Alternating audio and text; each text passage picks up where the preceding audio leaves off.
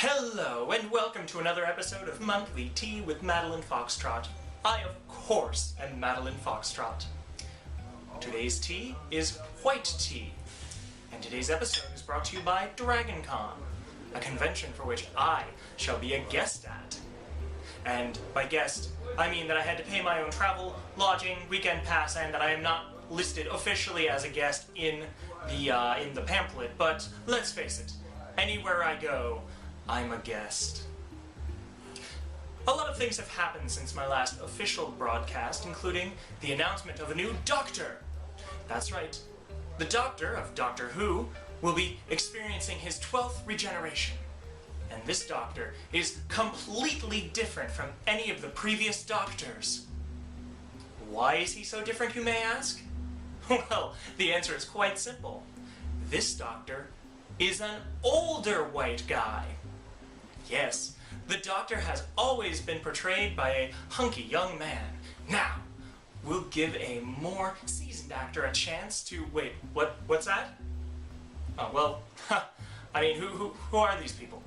No, I'm being told that old white people have been portraying the Doctor for the first 7 or 8 incarnations. Okay, see, ladies and gentlemen, as far as I and most of the American audience is concerned, the first Doctor is what the Brits would consider number 9. So, while the Brits are excited for number 12, we're excited for number 4, Peter Capaldi.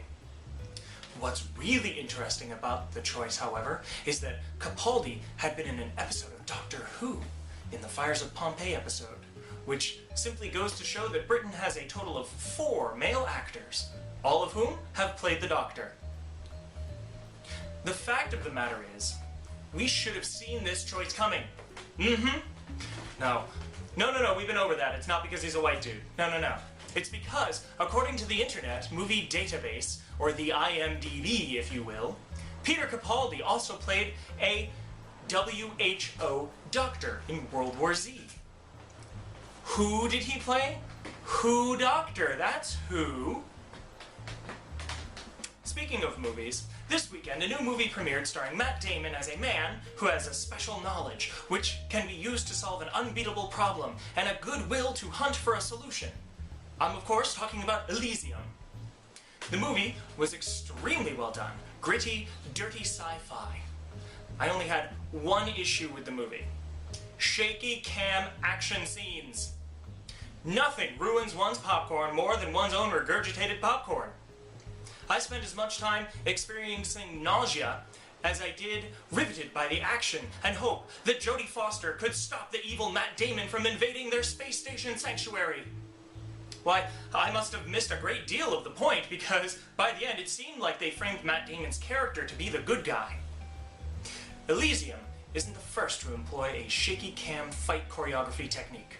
Films like Cloverfield, Battle Los Angeles, and District 9 have all employed the shaky cam to mixed results. This technique, however, has inspired a new segment on Monthly Tea. Madeline Foxtrot uses stuffed animals to illustrate a point, or Mufasa to... We'll figure out something better later. Take it away, animals! Piplup, I dislike you. Piplup, Pip what?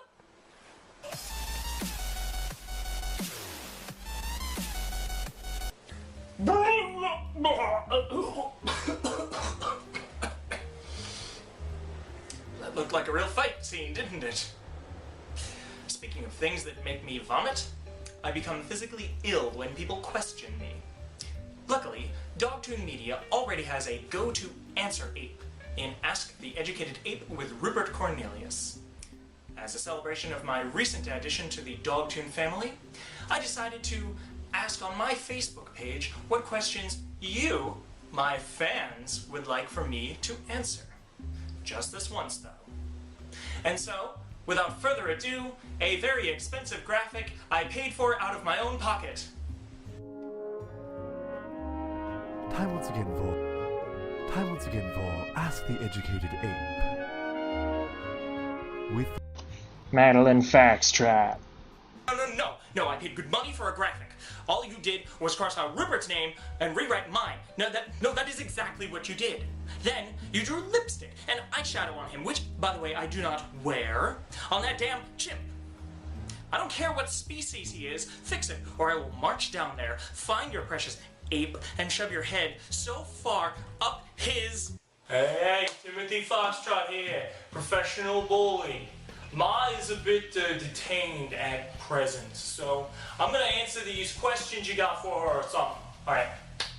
First off, number 5 worst steampunk outfit winner, Airship Ambassador asked. T, is that a question? You know, you lucky I don't slam your head in an ambassador. Alright, and take your lunch money asking a stupid question like, T? Alright, someone else wanted to know what makes real steampunk literature and possibly hats, real steampunk hats. Well, what makes steampunk literature is 2 things. What you wear when you write it. So if you dress all old-timey and feel ridiculous when you write your novels, that makes your novel steampunk. So you know, the hat has a lot to do with it. So also, if your book is based on a steampunk movie, it's a steampunk book. You can Google that. Alright, and Landship Scorpio. Gosh, you steampunks got weird names. Alright, Landship Scorpio asked, why landships are so cool? Alright, I'll bite. Landships are cool. Really cool. If you're like 90 and retired. These landships are also known as RVs. So yeah, you could be the coolest steampunk in Florida or Arizona or wherever else old people think their Spanish housekeeper is stealing their stuff. But everywhere else in the world, get an airship. Or, you know, like a ship of the sea. Like a ship.